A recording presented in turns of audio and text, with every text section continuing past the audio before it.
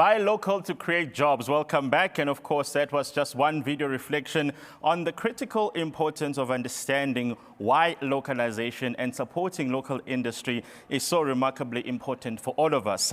I suppose for a country that has so many dynamic and sometimes complicated conversations going on an ongoing basis, there's always the dilemma and the tensions associated with understanding the trade-offs and, of course, the choices that need to be made in order for us to be able to move forward. No one, of course, can dispute the fact that we definitely have an unemployment crisis that we need to resolve. And of course, when we then start deliberating on the ways and the dimensions of actually getting that right, the question and at least the possibilities that get presented by us, exactly making sure that a lot of the goods and services that we consume are indeed sourced, manufactured, produced, and indeed, transformed locally, that becomes a remarkably important conversation. And perhaps it may just be the one key variable that gets us moving forward. I think all of us will remember during the pandemic when we then started seeing just how fragile some industries were, it became quite important for us to deliberate on what needed to be done in order to ensure that should there ever be a lift or a change in the trajectory of the pandemic, as it were, that we do not waste any time in ensuring that those industries that are decimated are indeed able to scale back up to at least the levels that were in before the pandemic. What do we need to do in order to do that, in order to get them? There's a lot of different initiatives. There's a lot of different ideas that we need to deliberate on. And of course, what we'll now have is that we'll have a panel focusing particularly on that important question of whether localization should indeed be an economic imperative for job creation in South Africa. Anecdotally, everybody will know that the answer is an absolute resounding yes. But the key challenge here is to enable us to understand exactly how do we get them. And I think quite importantly, as you remembered earlier on when Stavros was reflecting here, Aspen and other companies in the pharmaceutical sector suddenly found themselves thrust at the epicenter of trying to find an answer to how we manage a pandemic. And for a lot of people, the fact that so many of the elements, the key elements of the pharmaceuticals value chain were not local, were not localized, became a big talking point. Are we better 2 years later? Have we learned more 2 years later? What do we need to do in order to ensure that we actually make these things happen? So those are some of the deliberations that we're going to be focusing on now. And there's one thing that some of you may have seen on Twitter that I always get accused of. I get accused of not sleeping. Now, of course, those that accuse me of not sleeping are really just picking on me. I do sleep. I can guarantee you that someone who definitely doesn't sleep, because whenever you wake up and you switch on your television, she is there, and that's Leanne. Now, the very first question that we'd like to deliberate on with Leanne is, does she ever sleep? That's a very important question. And then thereafter, she will then be facilitating this conversation with some of our industry leaders that is focusing on the issue of localization as an economic imperative for job creation in South Africa. I do not need to tell you who she is. I do not need to remind you who she is. All you have to remember is that whenever you've woken up at any point in time over the past 15 years, you saw her first on Morning Live, and that's Leanne. Good luck. Thank you, Kaya. Thank you. Thank you very much, Kaya. I don't think you sleep. I really don't. At least I have an excuse between 6 and 9 in the morning. I have to be awake. But Kaya is tweeting away in all hours of the morning, and I can always rely on Kaya's Twitter feed to keep me updated as to what happened overnight while I was sleeping and for the rest of the day, including while I'm sitting here. I'm sitting here and I'm still seeing Kaya tweeting about some of the most important stories that are happening out there. Ladies and gentlemen, everybody that's watching online and the few people that are gathered in this room today, it is always my pleasure to do anything that's associated to the Proudly South African brand and campaign. This is one of the most important campaigns and brands that we have in the country, and it's been an honor to watch it grow over the years as it has grown in stature, it has grown in prominence, it has grown in membership, and it is certainly one of those that has grown in importance as well. You know, we used to think of Proudly South African as this frivolous, wonderful thing that, you know, we all think inside. I take back the words frivolous thing, because to be proudly South African is the most important thing we can be. But I think through the years it has grown to realize that it is not just a feeling that you feel to be proudly South Africa, it's an economic decision you take as well. So as much as we fly the flag very, very high, when our sports stars are out there playing on a field where we don the South African flag on whatever it may be, our car, our homes, our clothes, whatever it is, it's wonderful to do that. But are you supporting the economy in terms of buying local, in terms of being vigilant as to where you spend your money, and in terms of a very important topic that we are going to be discussing now with an esteemed panel, localization. I think it's a word that you've heard for the last day and a half that the summit has been going on, and it's a very big and important topic that we need to talk about. We don't only need to talk about the advantages of localization, because I think that they are there, they are clear, they've been highlighted the entire summit. But I want to look at some of the disadvantages as well, and then we can draw our own conclusions as to whether this is the route to go or not.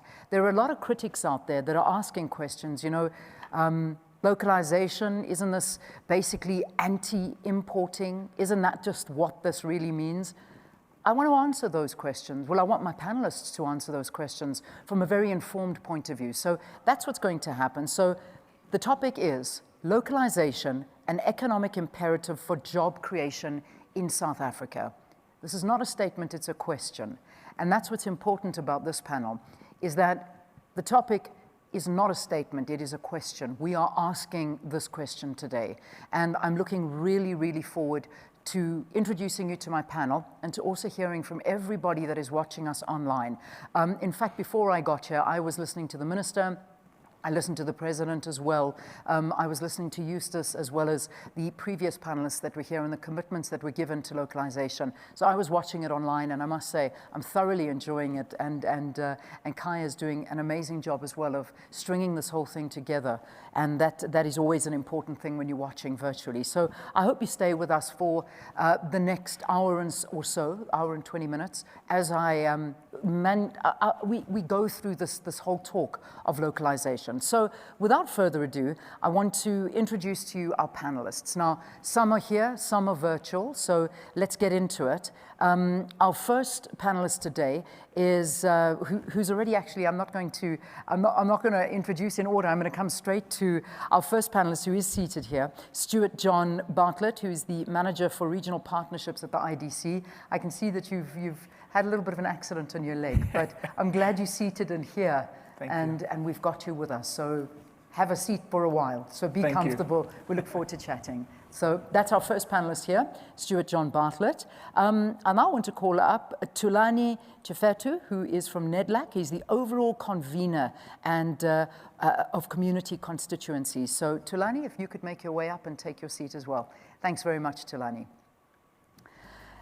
Our next panelist, who you have seen in the previous panel as well, not necessarily engaging in a conversation, but telling us the amazing work that Aspen has been doing at this time and hearing about this vaccine. I hope you were as excited as I am to hear all about this and what Aspen have done and are doing, not only for South Africa, but for the entire continent, a real pride and joy, and I think a definition of a proudly South African company. Dr. Stavros Nicolaou, Group Senior Executive for Strategic Trade at Aspen Pharmacare. Thanks very, very much, Stavros. I'll ask you to make your way up here again. Always a pleasure speaking to Stavros and having him here. Joining us virtually, Riefdah Ajam. He is the General Secretary of FEDUSA. Good to see you. You well. Thank you. Riefdah, there you are. Lovely to see you. Thank you very, very much for being with us today and making yourself available online. So while we're online, let's introduce the rest of our panelists that will be virtually today. Trudi, who is always a pleasure to speak to and listen to. Trudi Makhaya, she's an economist and advisor to the president as well. Trudi, you know what a fan I am, and I'm so great that you are part of this panel. Welcome, and thank you for being with us. There we go, that's Trudi. And then somebody else that certainly is with us, and so happy to have her. This, of course, is Joanne Yawitz, who is the CEO of the National Business Initiative. Thank you, Joanne. Thank you very much for being with us. Looks like we're separating the men and the women today. What's happening? So I will be the bridge. I'll be the bridge between the men and the women. Don't worry, ladies. I'll make sure that they behave here. I know you sent me here as a representative to make sure they behave themselves. And then finally, Eustace. Eustace will make his way onto the podium. Oh, yes, you will already. There you are. I was expecting you to still be busy on your interview and only join us a bit later.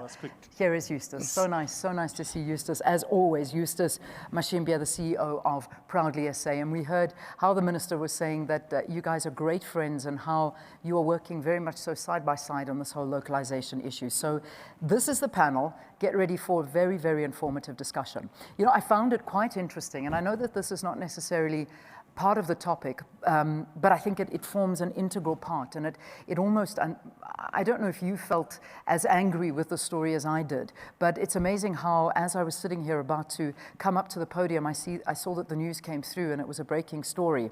Now, all of us, a lot of people know the brand Huawei. We use their devices, and it is growing in prominence more and more and more. Well, we do see that there's a ruling now that's come down, and they've made a pledge that they're going to increase their local employees to more than 50% of its labor force within 3 years. Now, that's a great promise, but the fact that they have been allowed to operate in South Africa, that their business has grown so much, and yet, when they were investigated, it was found that 90% of their workforce are foreign nationals. Now, how does that work? How is this allowed?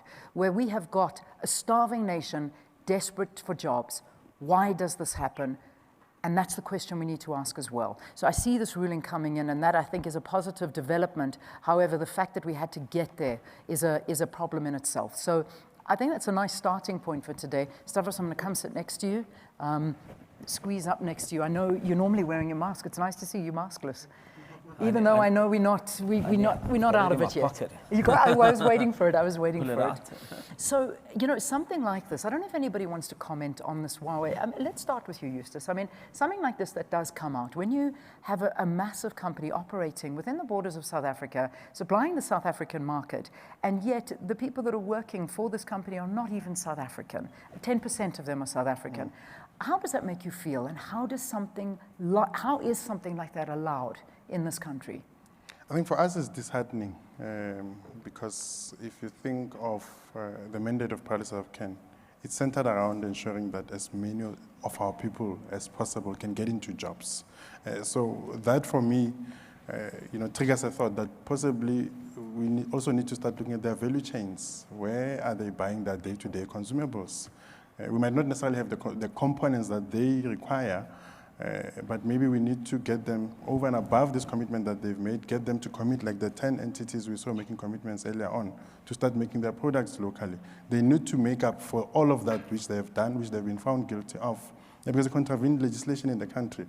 The other key criteria that we look at as Proudly South African is compliance with labor legislation. So what comes to mind now is, are those people treated fairly?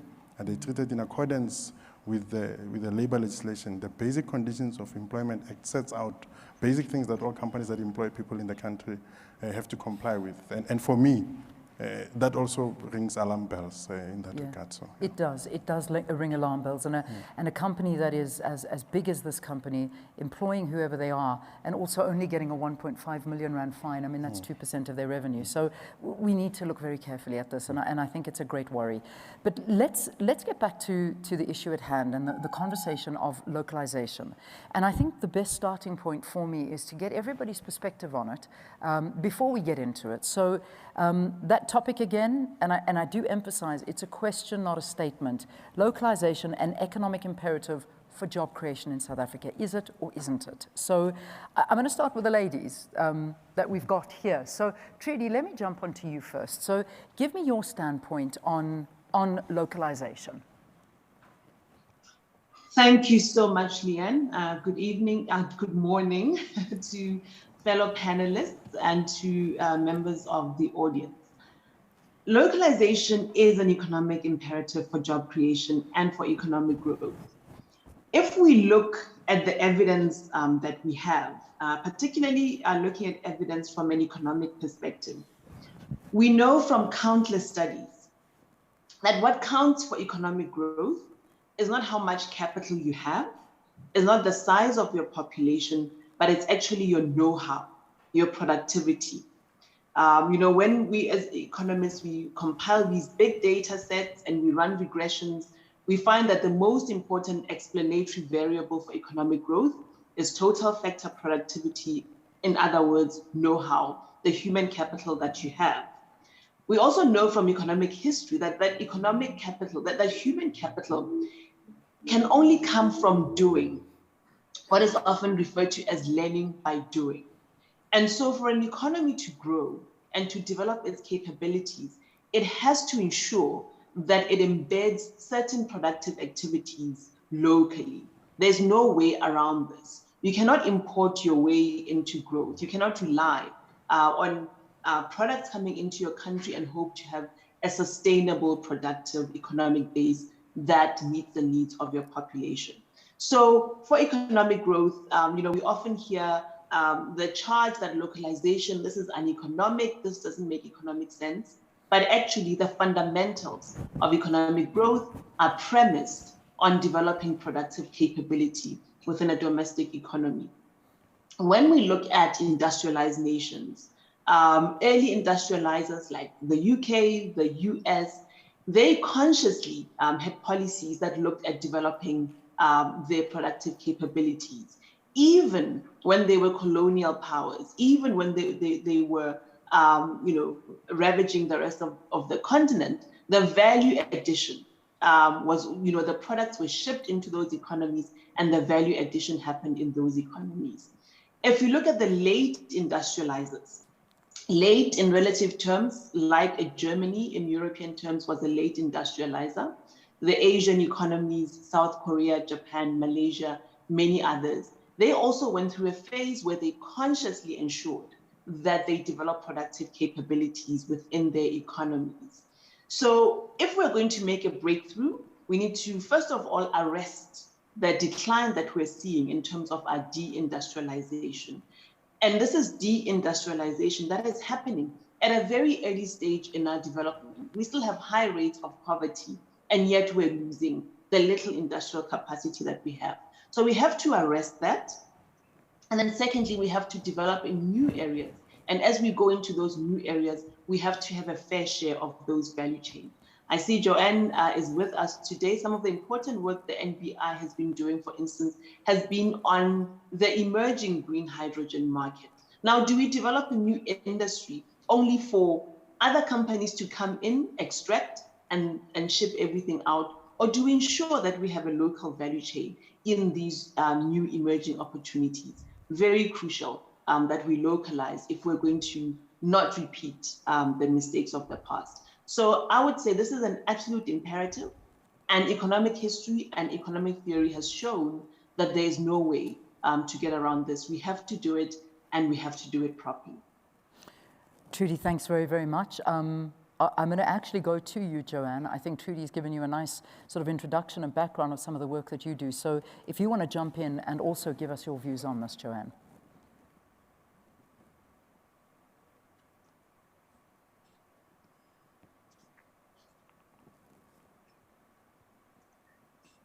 Hello? Hi, we can hear you perfectly. Joanne, okay. Go ahead. Okay, thank you, and thanks, thank you. I think Trudi, I'm going to carry on from where Trudi left off. And I think that localization clearly is critical. The arresting of deindustrialization is critical if we are going to have economic growth and achieve the kind of job creation we want to see. But I also think that it is about looking at where our competitive advantage as a country lies. Where already do we have the human capacity, the technical capacity, the infrastructure base in order to be able to get either industries that have been in decline to grow again, or to be able to create new industries. And Trudi gave the example of the green hydrogen potential in South Africa, which is considerable.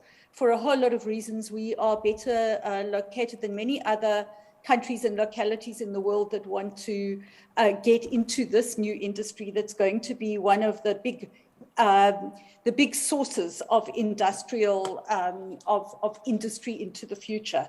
So I think that is the one side of it. And then I think the other side of it is that I think in our country, what we're going to have to do is to build much deeper relationships between the public and the private sector if we are going to get significant long-term local value chains established. And I think that that is in part around ensuring that the cost structure of our economy, in particular industries and activities, the infrastructure that is required in order to be able to ensure that goods can get to market, the issues around ensuring that industry can produce with as low electricity prices as possible, as low energy prices as possible, and in situations where we have a deficit of supply as possible, that we're making it easy for companies to be able to power themselves. All of those enabling conditions around what it takes to be able to make local industries grow and thrive need to be put in place. So I think that we've got a lot of work to be done as a country. I think that we are in a very dangerous situation where not only has there been significant deindustrialization, but I think that we're sitting in a situation where many of the countries around us are industrializing quite fast and looking at what their own competitive advantage is. And so I think there's a window of opportunity, and I really do think, I never heard Stavros earlier, but I really do think the kind of relationships that were forced on us through COVID in terms of government and business working together in order to solve a common problem offers us a way forward in terms of how we can spread those kinds of benefits and that kind of approach much further into the economy. Indeed. Thanks. Joanne, thank you. Wonderful inputs there. I love the way you're introducing each other. You're making my life so much easier. Stavros, this is your turn. I mean, let's go on from Joanne, what she's been saying, and I think she touched on very key points that I think you can even take further. Leanne, thanks very much, and it's good to see you as well again. You're a real localization champion, I must say.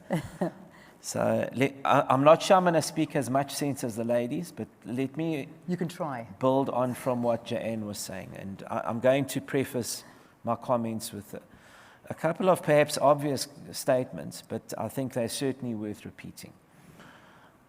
I think the first thing is that there are very little, there's very little that is as effective as a strong manufacturing or industrial base in creating a multiplier effect back into the economy. Now, that's a dead obvious statement to be making, but yet when we analyze our success as a country, and I need to stress this, our manufacturing contribution to GDP has more than halved in the last 25 years. So that's counterintuitive in the first instance. But let's analyze why that has happened. Firstly, we are very lenient as a country. The good thing about being at Aspen is we're probably South Africa's most globalized company now. So we have operations in over 60 countries around the world. And seeing that Russia is so topical at the moment, I recall a discussion we had with none other than President Putin, actually. When Aspen moved into Russia, we suddenly got taken off all the drug formularies. And our management team was grappling with, why is this happening? And are we not cost competitive, or what was the issue? Well, a few weeks later, we worked out it's because we're not producing the product locally in Russia. So I remember at a BRICS Business Council meeting, raising this and saying, look, we've only just got into the market, give us an opportunity. And the response from the president was, localize and we will open the doors for you. Okay. Now, I'm not suggesting that we become malevolent or benevolent dictators, right? That's not my suggestion. What I am saying, however, is if we have a localization policy, which is in fact the case, we've amended our legislation in 2011, so that's 11 years ago, to enable designation to happen. And yet when I look around it, much of both the private and the public sector procurement doesn't mirror the policy of the country. And I'm afraid it is because we are not rigorous in the enforcement of policy in our country. Okay, now, let me sort of move into my second point. there are many different ways of getting enforcement. I mean, there's a carrot and stick approach, there's a way through incentives and the likes thereof. There's a way of building up a national pride and a patriotism. So there are many, many different elements. But I think that if I look around the world, what has worked best has been a combination of legislation coupled with incentives. I think that's the mix that's worked the best. And if I look at those countries that have grown the industrial base, that's how they've done it. So on the legislation side, I think proudly South Africa does excellent work in identifying the public sector procurement opportunities, monitoring and evaluating what the outcomes are.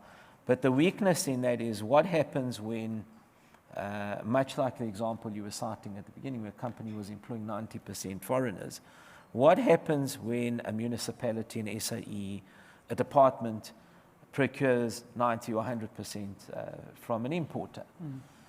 What happens then? I think we need a mechanism in our country that has real teeth to both monitor but also act on those situations. So I think that's the first thing. And then my final comment is, because I said it takes a mix of legislation but also incentives. So I think we have incentives in our country. DTIC have incentives, their tax allowances, etc., for CapEx commitments. I think we need to customize and tailor our incentives to be more sector and or company specific.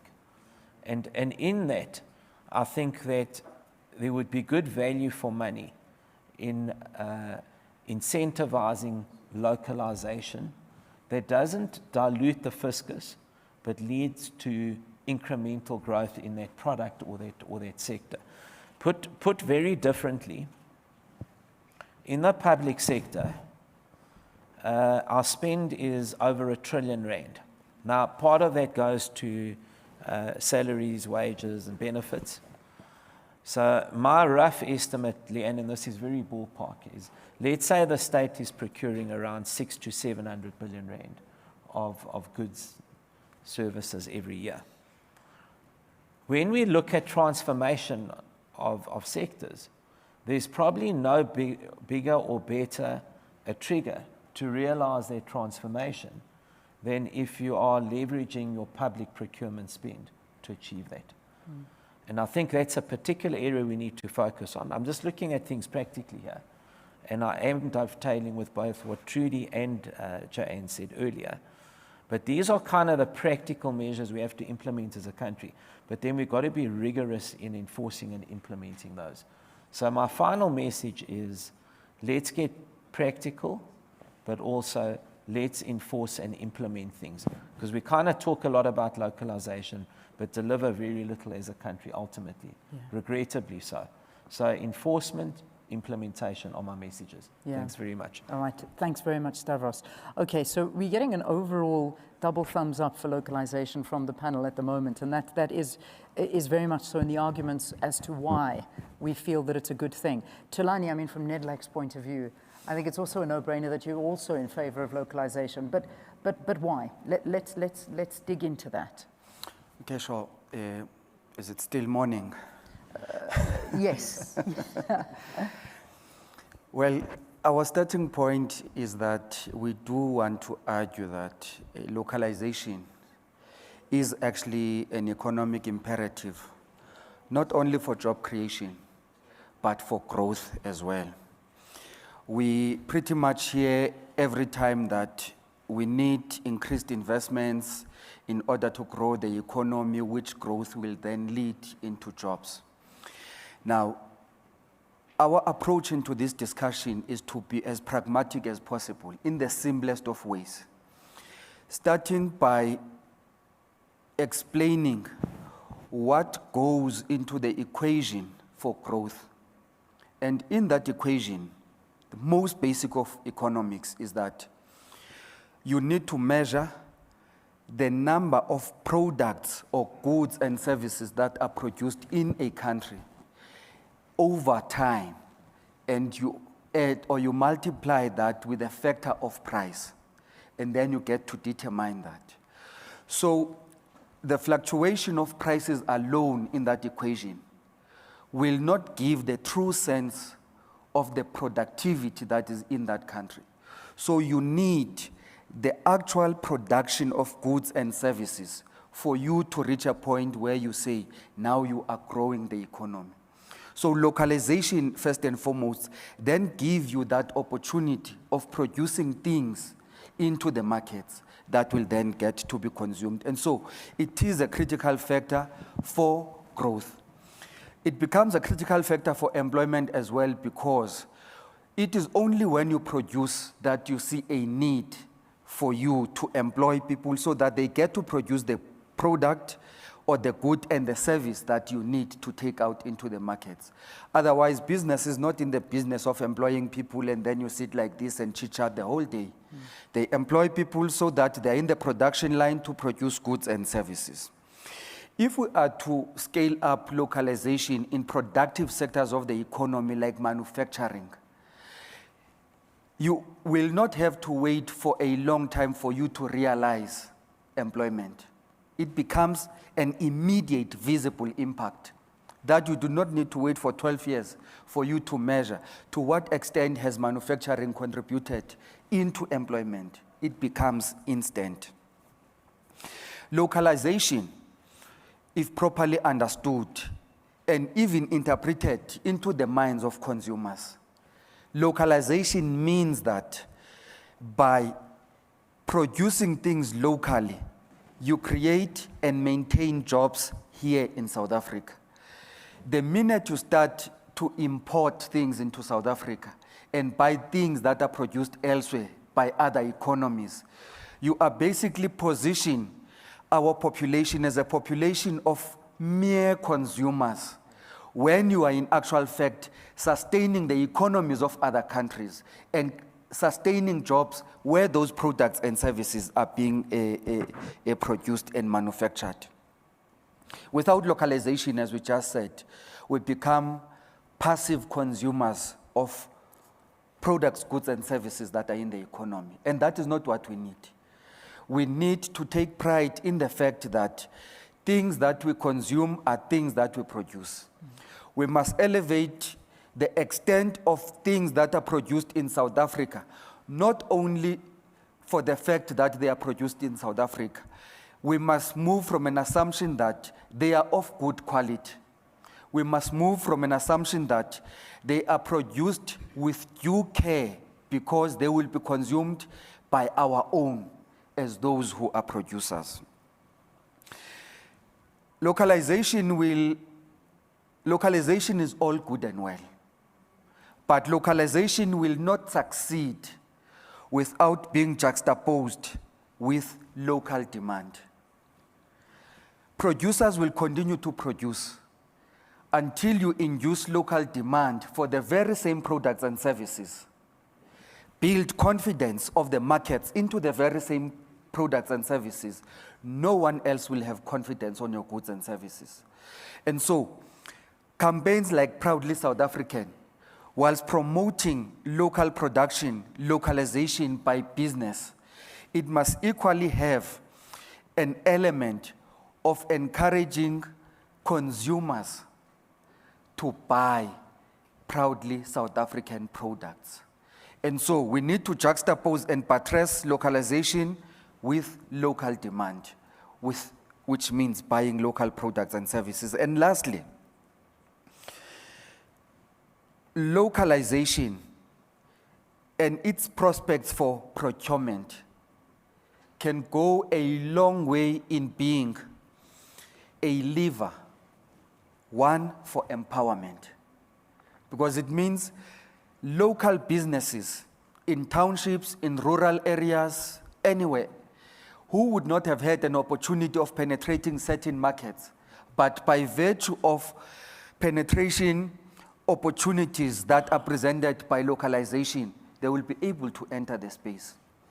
Secondly, procurement opportunities that come with localization can be a lever for job creation, because it means businesses that would have otherwise been middlemen and women will now be involved productively in producing goods and services, and for that they need hands or they need boots in the factory floor, and then they create employment. Procurement opportunities that come with localization, thirdly, can also be a lever for growth, as we argued earlier on. And lastly, they also become a lever for transformation. And so that is why we believe that, considered holistically, localization then becomes an economic imperative for growth and job creation. More than anything about promoting that people must buy local, it is equally an economic decision, and appreciating the South African rand. All right, great. That's NEDLAC's perspective. Let's go to the unions now. Riefdah, I'm going to bring you in from FEDUSA. So, I mean, we've been hearing job creation, that we mustn't be passive consumers of other people's products, and we must ensure that, of course, we are creating jobs here. Do you believe that localization is going to be a massive, or should be a massive, job creator in the country? All right, Riefdah, I'm going to ask you to quickly just unmute yourself.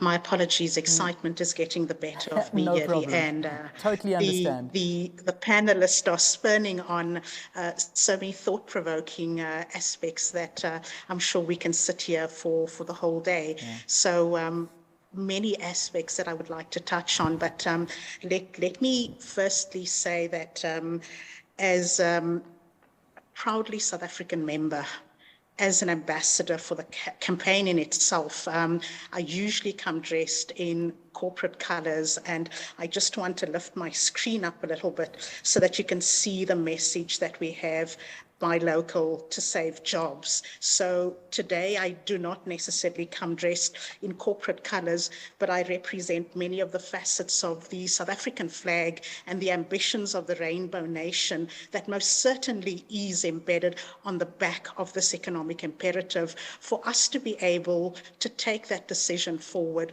to buy local and to, in essence, save on jobs. So I'm going to piggyback on many of the issues that have already been put into this melting pot of points that we want to unpack. And undoubtedly, it is an economic imperative, and we do look towards this campaign to be able to save jobs, to be able to create jobs, and to be able to create that sense of economic advantage and global competitiveness. We have that competence, we have that capabilities.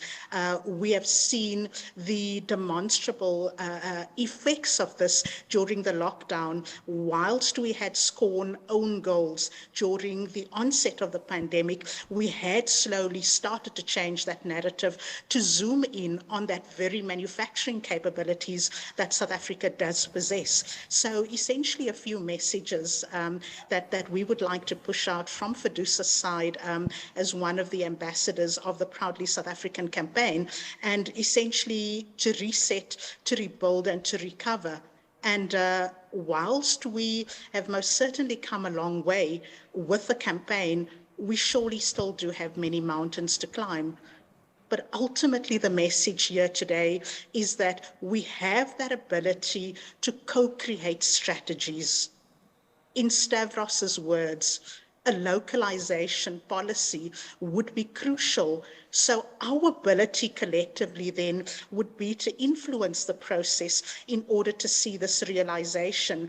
And as many of the panelists once again have indicated, that deindustrialization has been the single biggest demon in terms of this particular process. We have to be completely cognizant and stare this reality point blank in the face. We take a look at the stats from Stats SA from 1994 up until the latter part of 2020, where we've seen a consistent decline from 19.2% to 11.8%.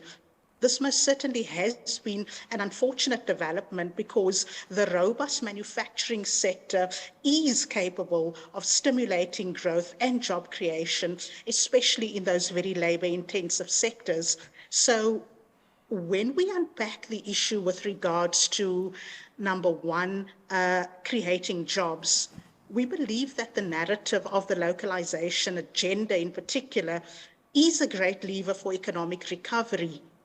But sadly, we have to look at the reality that this localization narrative is still very much fluid, and it does lack the concrete plans, including those incentives that Stavros spoke to once again, about including those incentives for the private sector in particular to buy into the campaign and participate at a full and a maximum potential.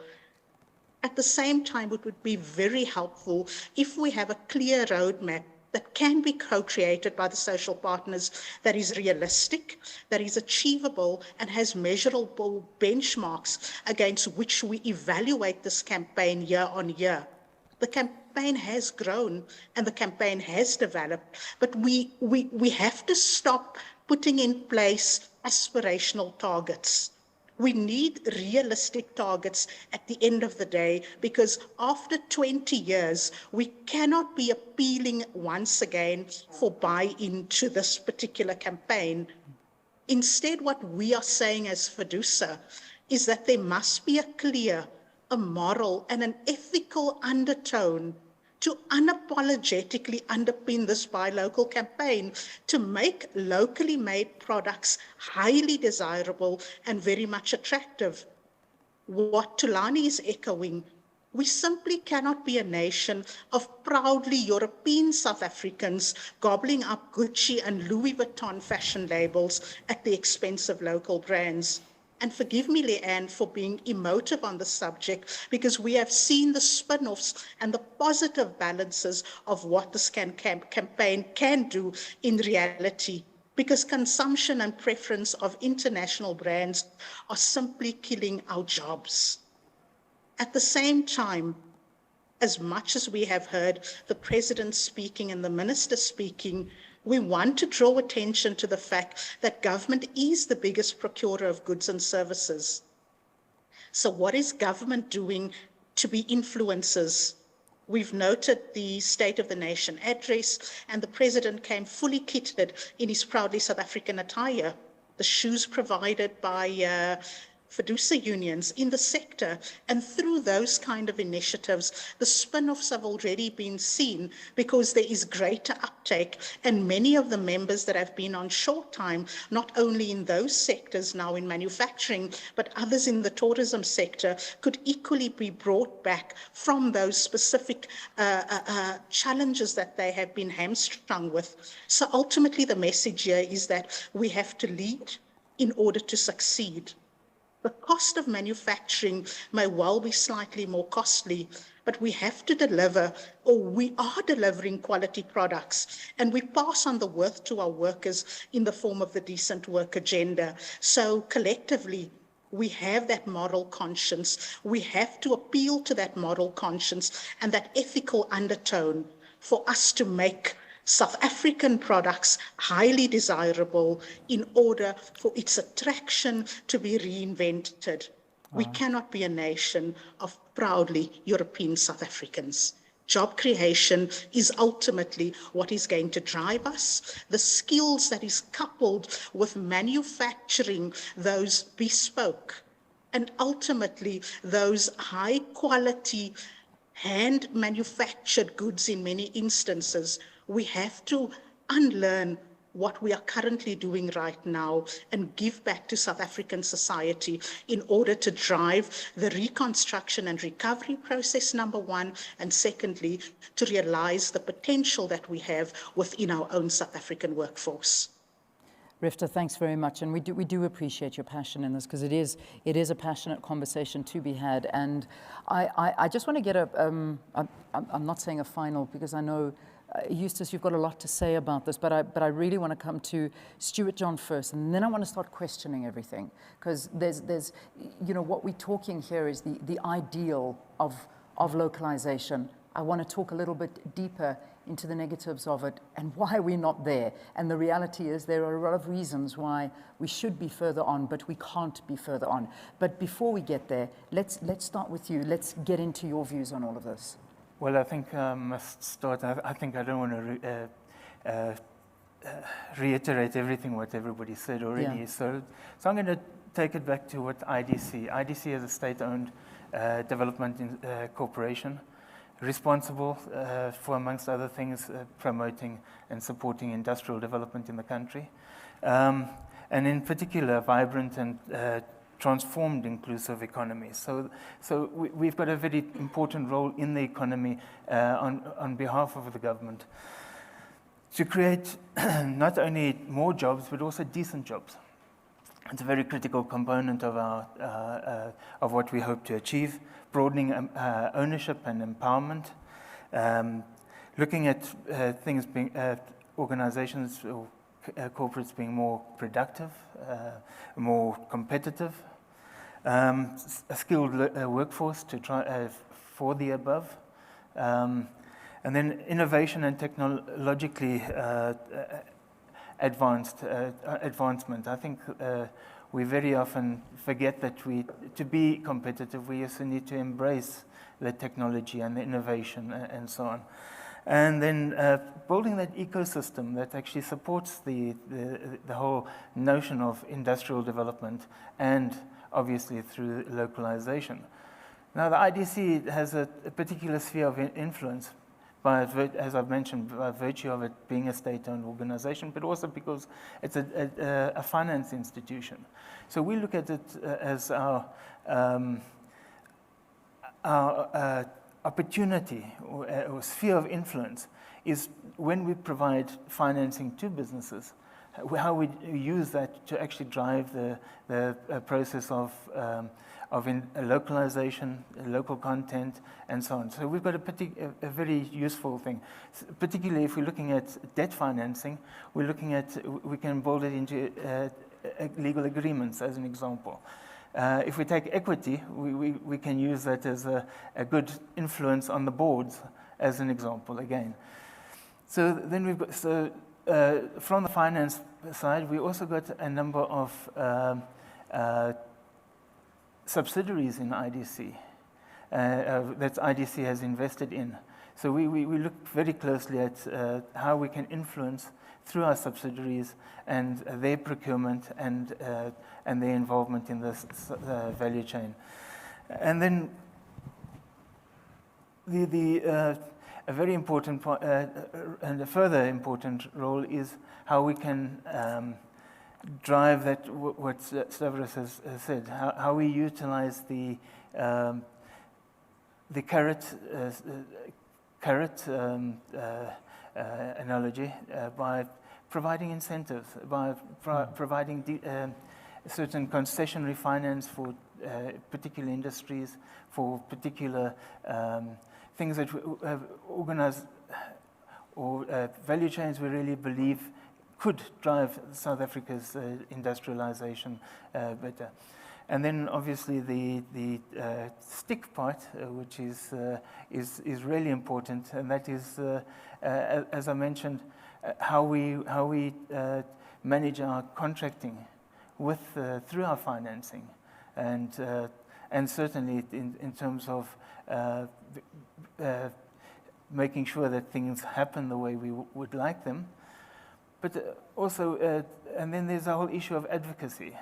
Our proximity to government, our proximity to the private sector helps us a lot. We've got one foot in either side of the debate, and so it's a unique position that we can use for advocacy, policy influence, and so on. So that's pretty much an overview of how we see localization and how we can influence it. Yeah. But certainly there's, I wouldn't like to repeat everything everybody else said. Absolutely. Yeah. It seems that everybody on the panel is for it. But let's be real now. So I'm having a look, and Eustace, I'll bring this to you.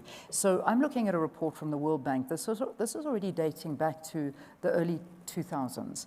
where they're saying that the process of premature deindustrialization in several middle-income countries around the world, including South Africa, is well on its path to premature deindustrialization. And this was a long time ago, so we know that this is the early 2000s.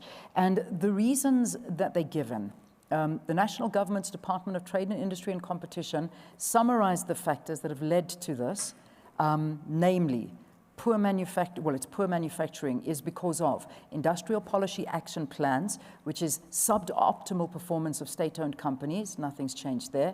Logistical bottlenecks, nothing's changed there. Infrastructure constraints, nothing's changed there. Volatility of the South African exchange rate, huge issues there. Monopoly pricing of key economic inputs, such as steel, skills deficiencies across the national economy, aging capital equipment, and the rapid liberalization of the domestic economy to global trade in the late 1990s and early 2000s. It goes on. This is from the early 2000s. We're sitting in 2022. These issues have worsened since then. So we know what the problems are, yet nobody's fixing them.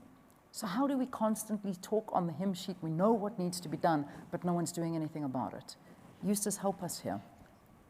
One of the things that we are relying on as proudly South African, and I think the economy at large at this point in time in order to drive localization, is the fact that localization is at the heart of the economic recovery and reconstruction plan. And remember, that is an accord where all social partners, including government, which is meant to address some of those, has committed to, making changes that will contribute to us attaining the goals and objectives as set out in that economic recovery and reconstruction plan. And so what we are calling for, and I'm glad that on the panel there are people who can talk to this, is for each and every one of those social partners that is a signatory to that accord to constantly give us assurances that they are delivering on what they've undertaken to do, whether it's issues around energy, issues around logistics, issues around infrastructure, and all of those other things that you've mentioned in that report that you've quoted. So I think accords are good. This specific accord, I think, is very good. It's much needed. But what we need to do is what Stavros touched on, is implementation. Mm-hmm. We need to implement. Comrade Riefdah touched on the fact that, we're sitting at about 11% contribution made by manufacturing to the GDP. That is extremely low. So in order for us to ramp it up way beyond the 19% that you mentioned we were on in 1994, we need all of those social partners to start doing what they need to do. And what we demonstrated today as proudly South African through the commitments from the private sector was the fact that we are seeing sectors of society or elements within that one social partner starting to deliver on some of those promises. And that is what we're calling on all the other social partners to do, is to live up to that which they've committed to do. That's all we need to do. I think that plan is solid. We don't need another plan. That is my personal view. We don't need another plan. What we need is to implement what is in that plan, because it will address a lot of what you have mentioned in that report. Yeah. Trudi, let's come from an economic point of view. I mean, those issues that have been mentioned, and they go on. I mean, the list goes on and on and on. Another big thing is the level of skills in this country, and the fact that you invest in this country and then your power infrastructure gets down, and then you can't work, you can't be productive, you're losing money all the time. These are things, unfortunately, that in the back of our mind we have to keep. This also did a comparison between management costs. Management costs in South Africa, they were doing a comparison between, this was in Thailand and South Africa. They are almost 3 times higher here in South Africa than anywhere else that they did business. Now, this is something that puts a lot of companies off, and it is very difficult to survive in this market. So, Trudi, let's talk to the challenges that we are facing when it comes to this localization. Thanks, Leanne. I think that's a very important question. I mean, for us, these are not at the back of our mind. These are really issues that consume us, day and night. So, you say there's nothing happening, but I think that's not entirely accurate. If you look at the plans that government has, if you look at the Economic Reconstruction and Recovery Plan, if you listen to the President Sona accounting for the actions that have been taken, you can see that there's a very active program of structural reforms that are being undertaken to reduce transaction costs in the economy and to increase productivity. As I started, I started by making the point that we have lost ground in terms of our productivity, and so we need to gain that. So if you look at the energy sector, for instance, there have been reforms in terms of Eskom itself, putting in a program to improve its operational maintenance. It is still the dominant supplier of electricity in the country, and so it getting its act together is very important for growth and for productivity. We also look at the electricity supply industry more broadly and the fact that it needs to be more competitive. There's got to be other sources of generation.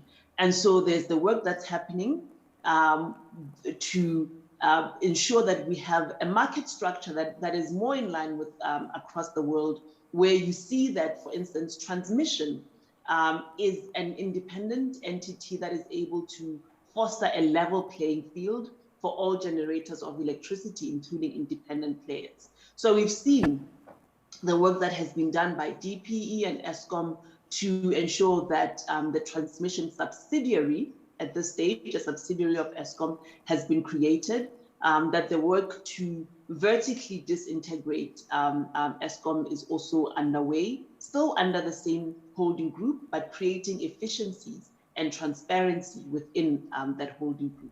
We also see work that has been done to enable self-generation, with the threshold for self-generation without licensing increased to 100 megawatts, so that companies from data centers, mining entities, agro-processing, many sectors across the economy, companies that are able to generate their own power, in fulfillment of their own net zero commitments, but also for their energy security, are able to do so.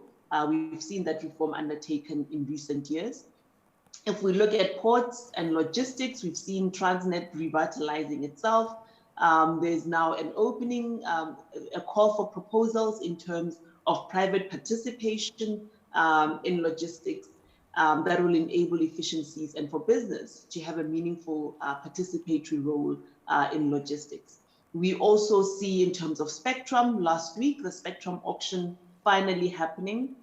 There might be some legal wrinkles that still need to be ironed out, but we saw the whole industry participating in that auction. We saw some of the players that were shortlisted to participate in the spectrum across the board participating and making significant bids where the auction is set to bring in more money than had actually been anticipated, but also freeing up the industry to offer far more digital solutions more effectively than they have been able to under the spectrum constraints that they've been suffering. So we see on many fronts, we saw the critical skills list being released for public comment.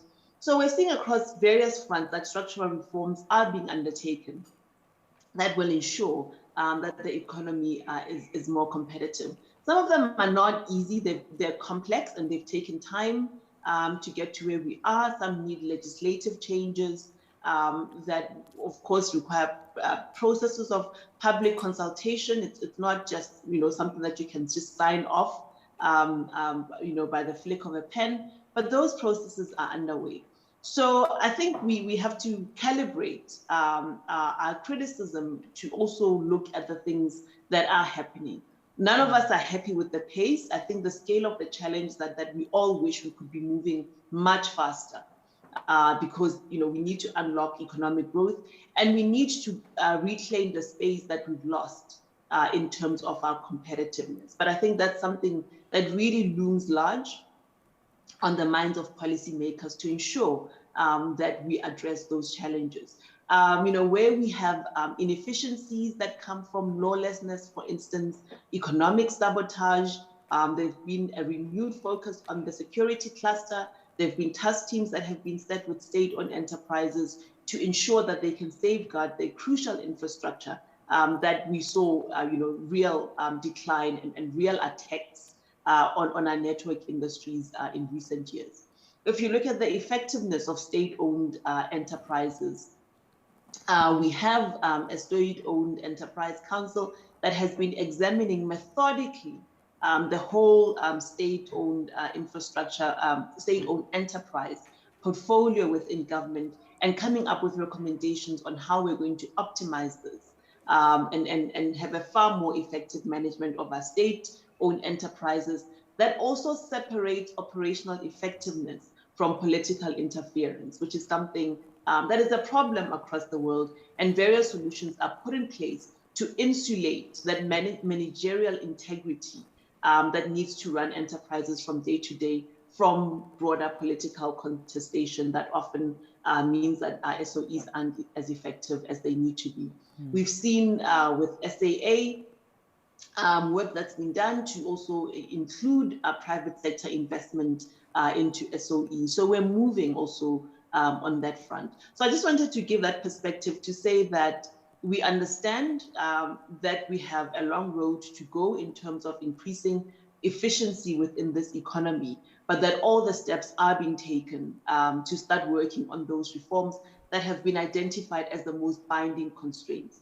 We also know on the small business front, if we're going to have a proudly South African campaign, our small businesses need to be effective as participants in the economy.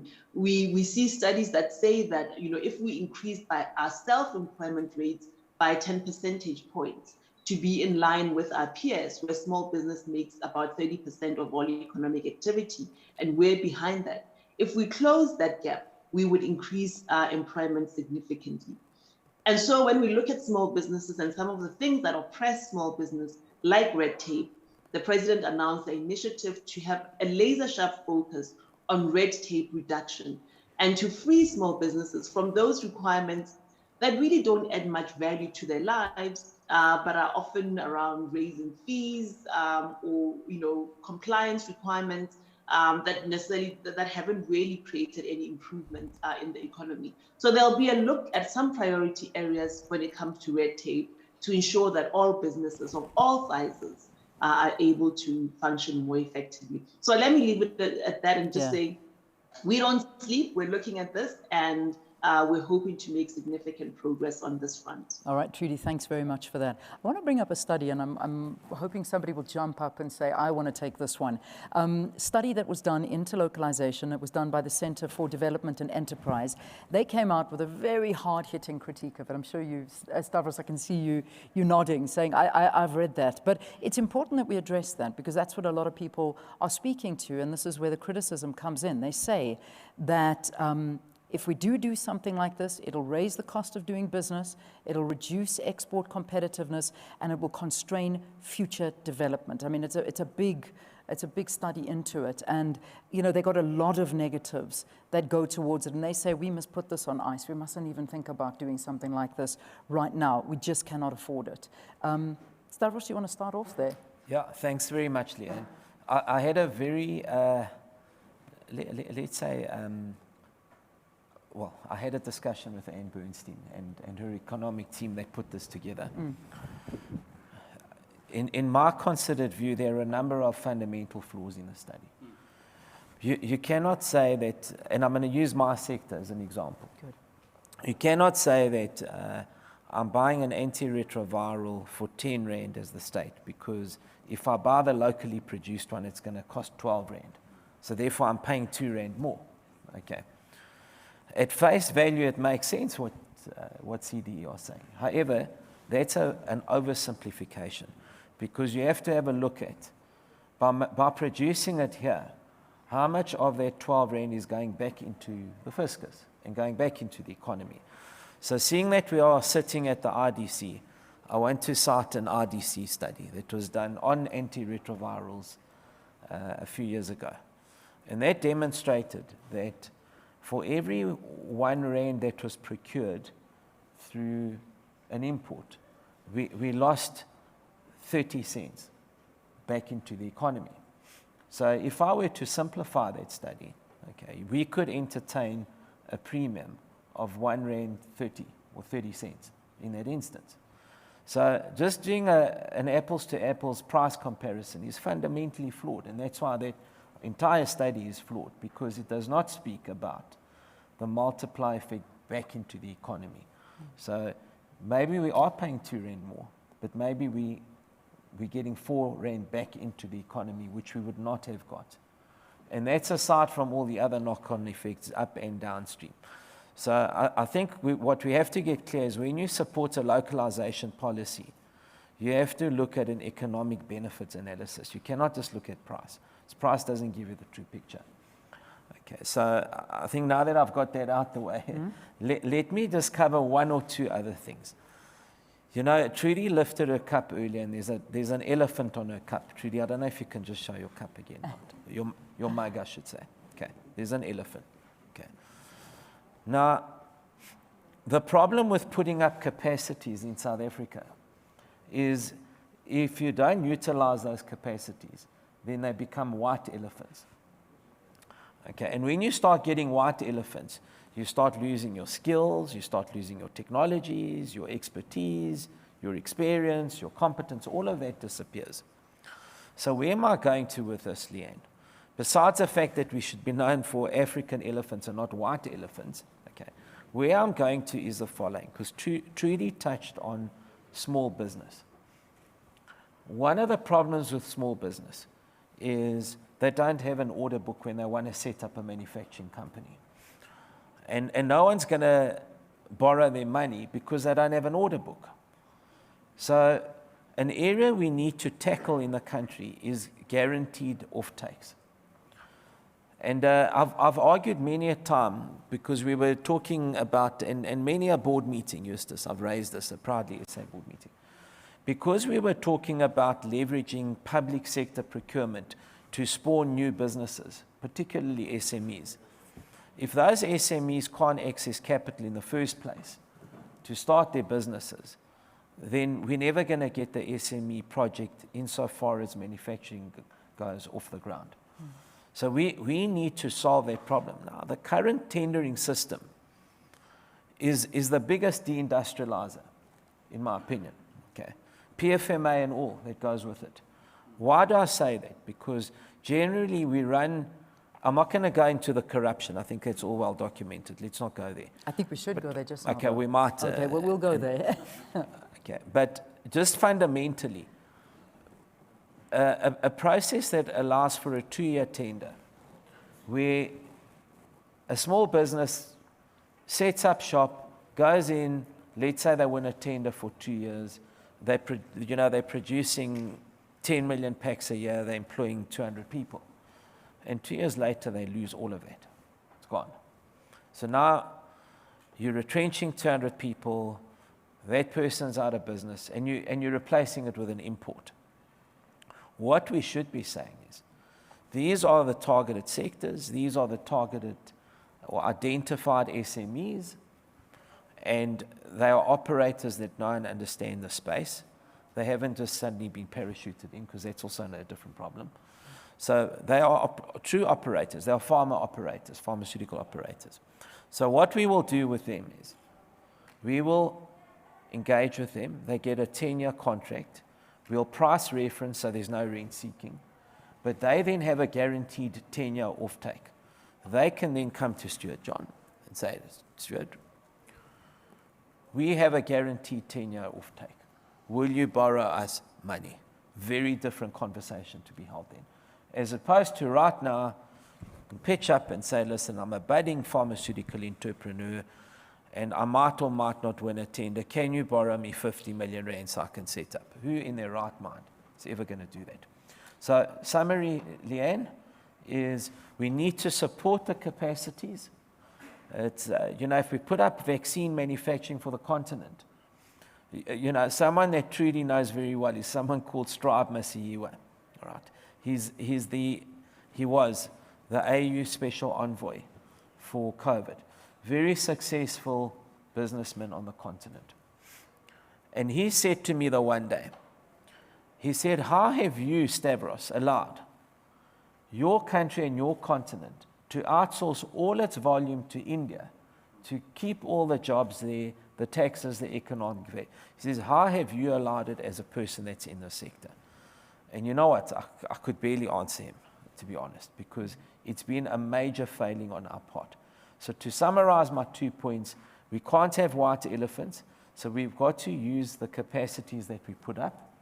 And secondly, we've got to have these guaranteed offtakes that will feed the capacities so we can allow young budding entrepreneurs that want to be in manufacturing to access capital so they can get into manufacturing in the first place through guaranteed offtakes. Thanks very much. Yeah, and you know, these are some of the comments that have come out because, you know, as much as we read that study, there's also the Free Market Foundation, and I know some people will say, oh, they're rolling their eyes, but I don't think we can, because there are lots of views and we need to take them all into account. And that's one of the things that they bring up, is that, that we shouldn't go that localization route. We should rather have government subsidies provided for local businesses that actually get to local businesses to help them, and then impose more tariffs on imported goods. Is this a route we should already be implementing? NEDLAC, let's go to Thulani.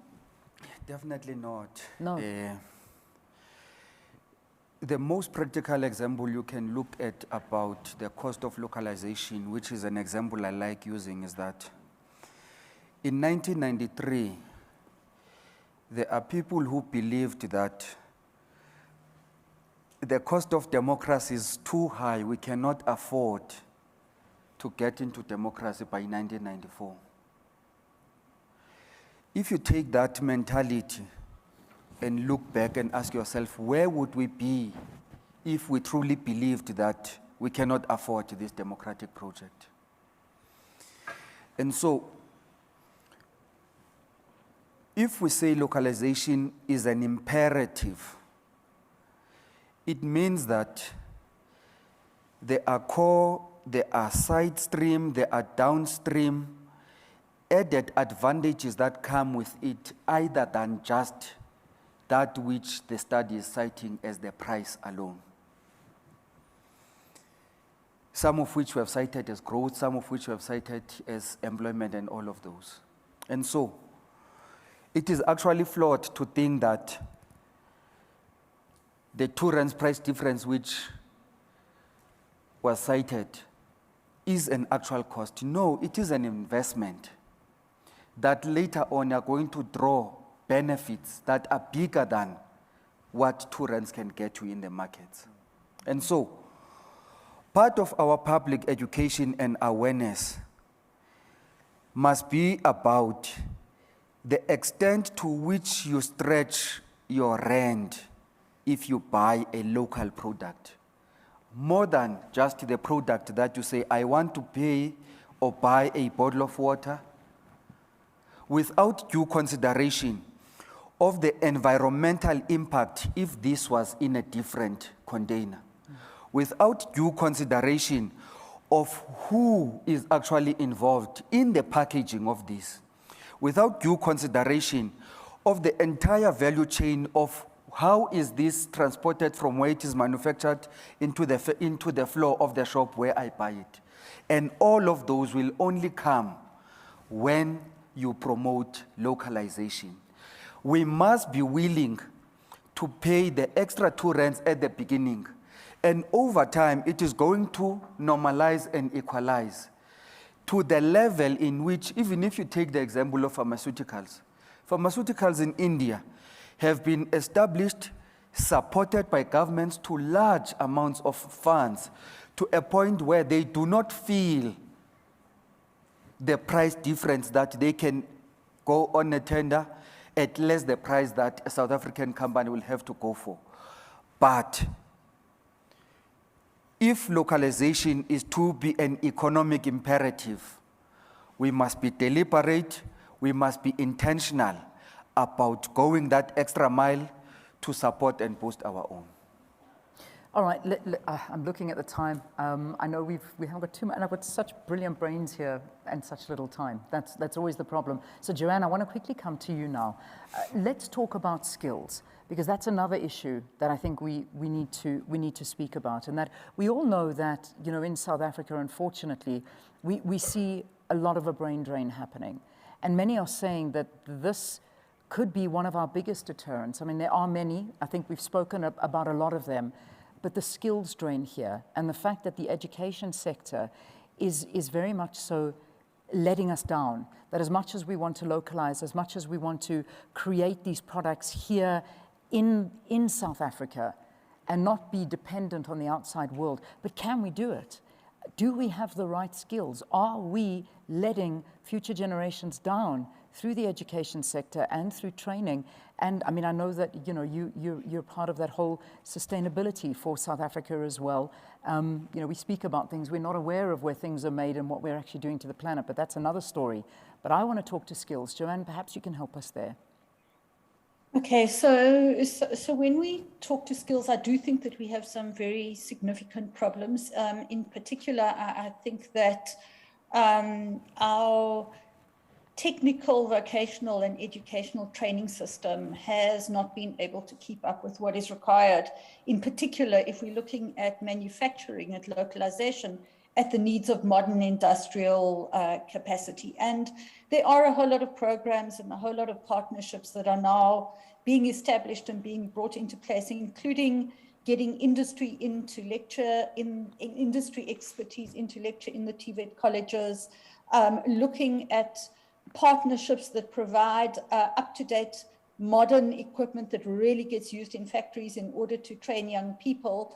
And then obviously on the job training. And there's been over the last number of years, a whole lot of work done to, I suppose, get the beginnings of the artisanal training system that we unfortunately dismantled shortly in the mid-1990s to actually be able to reestablish that. So yes, we do have a capacity problem. I think there is work being done to resolve it, but I don't think it is also the only binding constraint.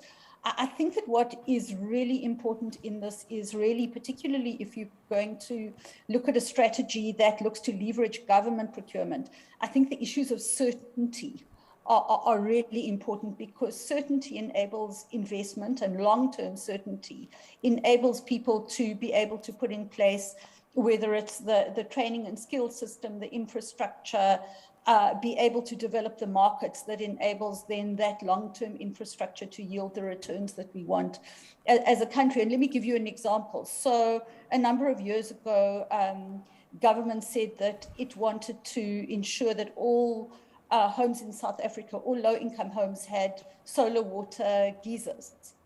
And there was a subsidy scheme set up, and that then allowed a whole lot of installations to be made in the solar geyser space. And it created small manufacturing industries, as well as industries in relations, SMEs doing installation, repair and maintenance of those solar water geysers to be built across the country, including quite a lot of training going into putting young people, reviewing the TVET college curricula to ensure that young people doing plumbing and engineering could work in the solar geyser industry. And all of that was starting to yield a whole lot of returns, and then the policy changed.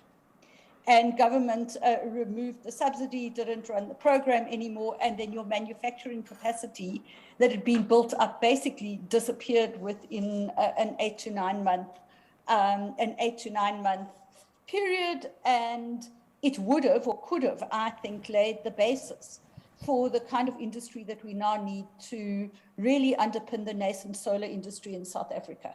Mm-hmm. So I think the issue of taking a policy direction, making a decision and sticking with it is absolutely critical for us as a country, in order, because we want to build long-term capacity. We want those young people who we train and who then go in as an installer to eventually work their way through the system, gain the skills, gain business acumen, and be able to start their own businesses.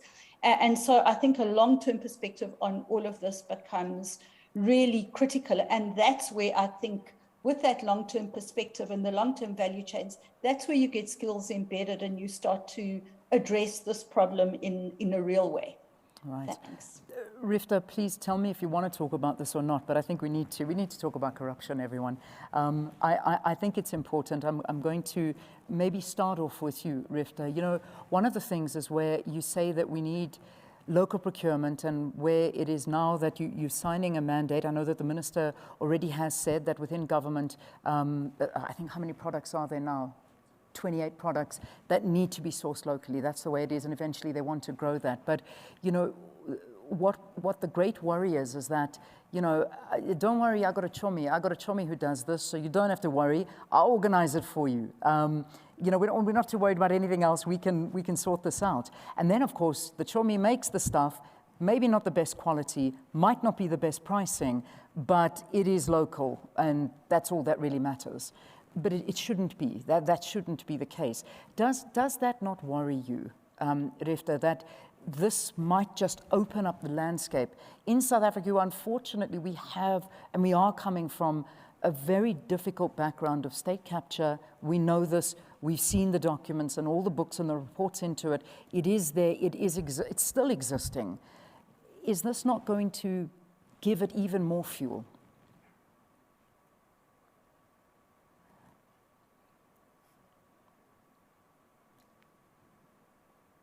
Apologies, I'm struggling to unmute at this stage.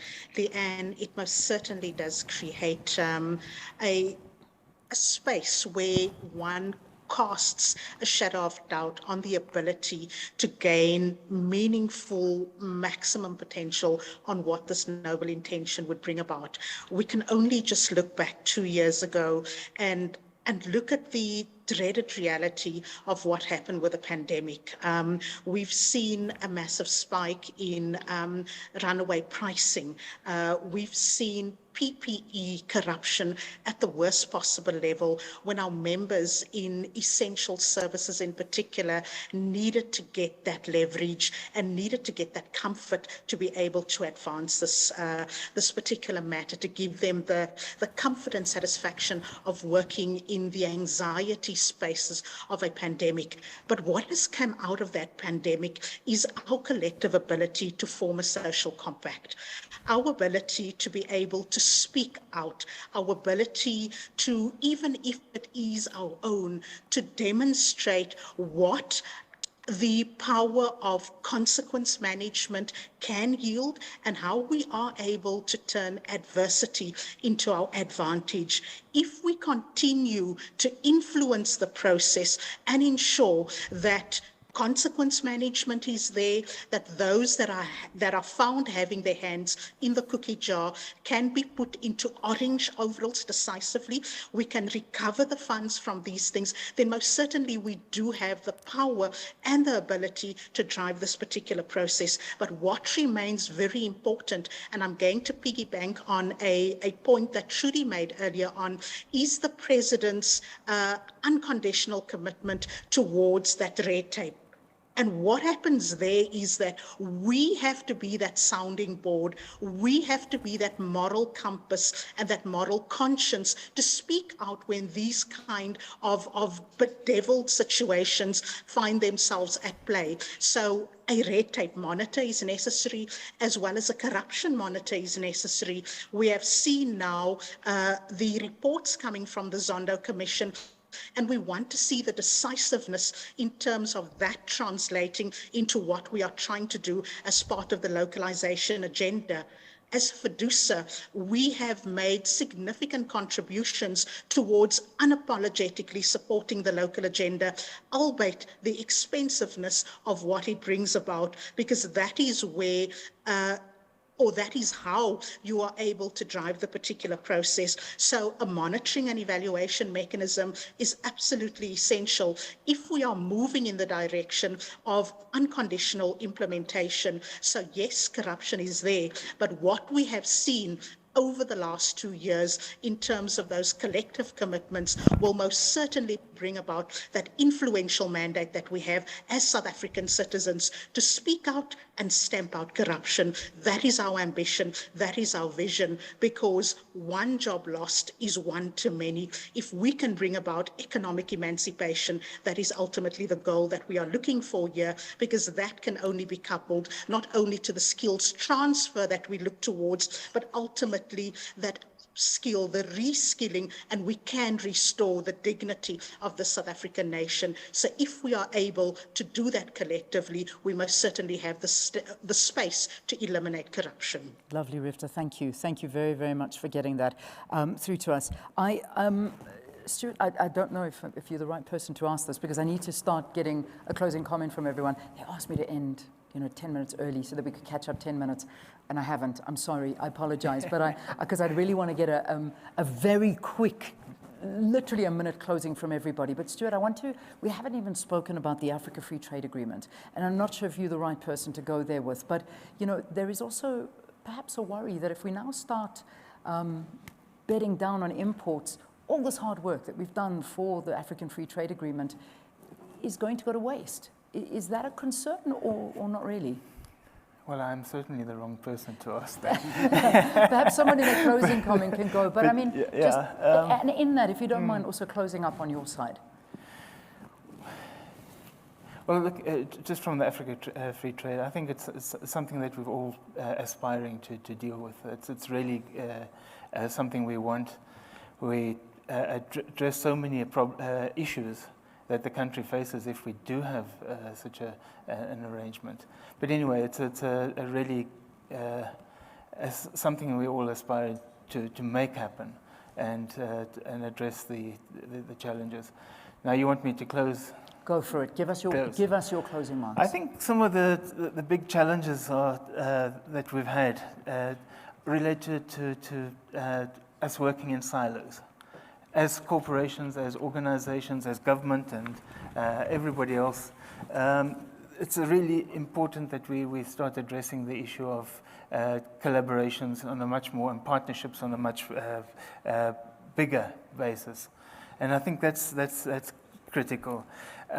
We need to make sure that we've got the alignment sorted out between companies in the different parts of the value chain, for example. I mean, it's really difficult that we start something, somebody starts something, and unable to really it comes to a stop, and then where to from there. And then I think there's a certain level of urgency that is really critical at the moment. And if we have to take this year, this event is a wake-up. It can be a further wake-up. We need to make sure that the urgency is out there to make these things happen. And then we need to look in the mirror, each one of us, I guess. It's a very important thing, doing a bit of self-reflection as organizations, as corporations, as businesses, and to see what we do, how we do it, what the impact we can make, particularly in the job side of things. And then, as I said in the beginning, how do we collaborate to make sure that these things happen, and particularly to address the issue of job creation, dealing with the issues of poverty, and all these other aspects that really hold us back in terms of our own competitiveness, but also our ability to localize manufacturing and business in the country. Absolutely, and you're so right. We need to look in the mirror every single day and ask ourselves, what are we doing? What are we doing? What are our choices doing to this country? And it's very, very important that we ask ourselves these questions. So that minute I gave you has gone down to 30 seconds, everyone. Sorry. No, not your fault at all. I'm watching the clock here, so we don't have too much time. Eustace, I'm going in line. No specific order, but Eustace, wrap it up for us from your side. I'll be brief. I think as proudly South African, one of the things that we are focusing on, over and above all of these other programs that have been spoken about extensively today, is we are going to promote accessibility of locally made products and services. So we want to take away that element of people saying they don't know where to find the companies. They don't know how to heed the call that we are making to them to buy local. And so we are the go-to place. As the national buy local campaign in the country, that's our role, and that's one of the things we're focusing on. Over and above the programs that we have for the public sector, for the private sector, and the consumer education program, it's about promoting accessibility of locally made products and services. So we need to find more and more of these products, but we need the buyers and the purchasing decision makers to come to us so that we make those products and those databases available to them. Yeah, and also that other thing, when you look in the mirror, stop thinking because you're buying local that you're buying inferior. Stop thinking that. It's a big mind shift that we need. It really, really is. You just think, oh no, I'm not getting that, that's local. Let me rather go and get that one, that looks better. That should have ended years ago, but it's still a big problem. Thulani, quickly wrap it for me. The current state we are confronted with is that you have too many people in South Africa on the margins of economic participation. Localization presents that opportunity of people laying a claim into our national economy by being active economic citizens and participants. It must be promoted. The point we made about promoting localization side by side with local or generating or inducing local demand must be promoted, because it is only in that way that we must then look beyond big procurement activities of government, of big companies, into what I do as an individual. And practically, I'm glad you are making that point, CEO. When I walk into a store, I must be able to look for the logo of Proudly South African and know that this product is Proudly South African. I must be able to be directed that aisle 1, 2, 3 carry Proudly South African products only, and know that by doing that we support local products. We are going to need more public education and awareness. We must get to a point where almost every car in South Africa, to generate awareness, carries the logo or a sticker of Proudly South African. And even when we look into things like the African Free Trade Agreement, we must allow products to come into our shores that support ours in theirs, and make sure that there is a balance. We are not positioned as just mere consumers of what others produce, but we know that we consume products that we do not produce locally, that are imported, but those that we support are also consuming our products and services as well. Absolutely. Thank you. And that's the way we started with that whole story of having a company like a Huawei operating here and hiring 90% foreign nationals and not creating job opportunities. I mean, it's unacceptable. And the list for me goes on and on and on of companies that just come in here and make hundreds of millions of dollars off of us as South Africans, and we get nothing for it. Stavros, quickly a wrap from you. So, Leanne, firstly, African Free Trade Agreement. It's all about aggregating volumes on the continent and then getting into a position where there is a competitive complementary advantage. So if Senegal can make something better than South Africa and we can provide the inputs, that's called complementarity. But we, for the first time, are looking to aggregate the volumes on the African continent so that we can leverage those volumes for optimal impact on the continent. Number two is, to your point around Afro-pessimism, we must believe in ourselves. We've done fantastic things. I mean, who would believe Aspen would be the leading supplier of general anesthetics in the world? Okay, so we've done it. Anyone can do it in South Africa with the right commitment, the right conviction. Okay, final point is let's talk less and implement more. Okay, we've been having this localization debate indefinitely, and that's why, you know, Anne Bernstein's a dear friend of mine. But to put out a study like that now, when we've had this policy in place for 10 years, you know, put it when you're developing a policy. So let's forget all this peripheral noise. Let's start enforcing and implementing, and less time talking. Absolutely. Thanks very much. Absolutely. Thank you very much, Stavros. Joanne, let's quickly come to you. Wrap it up for me very quickly. Make me look good, ladies. Okay, very quickly. Some of what Stavros has just said, I would have said in particular around the African Free Trade Agreement and complementarity. And I think that along with that, though, South Africa has to be seen as part of Africa. I think that there needs to be messages from government much more strongly about the fact that we are part of the continent, and that sets the parameters for the right relationships, not only trade relationships, but relationships between peoples. So I think the current xenophobia in the air is highly destructive of a South African localization strategy. Secondly, it's an opportunity space. There is a lot we can do. We have, as a country, we have significant capacity. We have significant infrastructure. The structural reforms that Trudi spoke about are on their way. They need to be, I would say, put on steroids so that we can see that their results much, much faster than we are. And I agree that implementation is where we need to go, and we need to go there super fast. Absolutely. Thanks. Trudy? Well, I wish I was there in person so you could fully appreciate my Tula Cindy dress. So definitely waving the local flag in every sense. I would say, the globalization model of the 1990s is no longer with us. Now we have to think about a dance between interdependence, which is important, but also self-sufficiency. So we have to get the steps right and the balance between the two right. You can't be an island at the same time. You can't simply be a consuming nation, as Thulani has eloquently put. So I would say we need to get the balance right so that our productive capabilities can come to the fore. I think when we think about local, we should start thinking about local as the African continent. If we're going to avoid having white elephants, as Stavros has put, we have to make sure that we put our capacity to work for the whole continent. Yeah. So I don't see any contradictions between what we're talking about here and ensuring that we have mutually beneficial relations with the continent and also with the rest of the world. Thank you, Leanne. Awesome. And I'm so glad that all of you managed to tie in that Africa Free Trade Agreement, because at the end of the day, it is one continent. We need to work together. And you're very right as well, Joanne, bringing up the whole issue of the xenophobia that is engulfing us at the moment, which is we do not need. That is not what we need to do. My closing word to you is when you buy a grape, have a look and see. When you look at that box, was it made in South Africa or has this been imported? Just think about these things. When you're buying olive oil, is it Mediterranean, Italian olive oil, or is it just as good, if not better, South African olive oil? The wines that you drink, the things that you consume, the clothes that you wear, think before you put your money on something. Because the money that goes out the country, you never ever benefit from. The money that stays here and benefits other people, you will benefit as well.